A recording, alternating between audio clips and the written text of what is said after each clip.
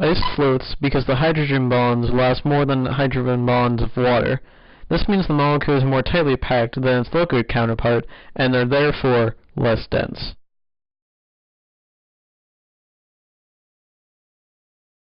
In this experiment, we tested how much weight the boats could hold before they capsized or sank. First off, we froze water inside a Tupperware bowl and froze it for about 24 hours. We put a placeholder to make the square-shaped hole hold weights. The boat weighed in at 2.5 pounds, or 1,134 grams.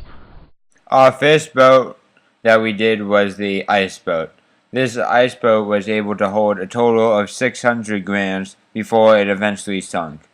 The problem we were having with the ice boat was that when it froze, the basin did not freeze entirely level, so the waves kept sliding, so we had to balance it out as we went.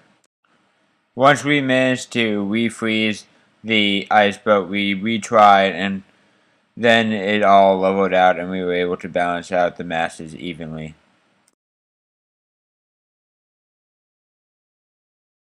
We then proceeded to make the newspaper boat, which consisted of wetting newspaper and lining it around our mold.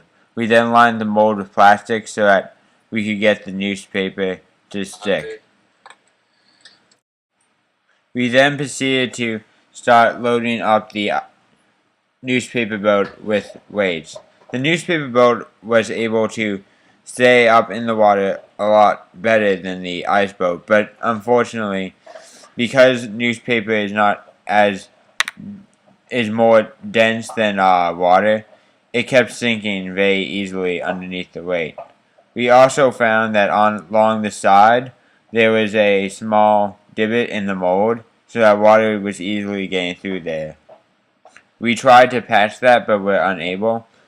At the end of our testing, we had a total of 320 grams on top of the newspaper boat before it succumbed to sinking.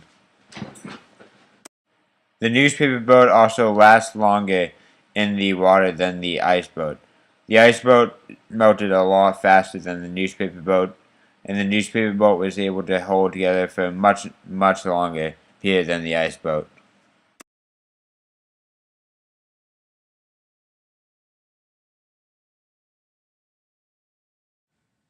In the end, we determined that the myth is in fact plausible.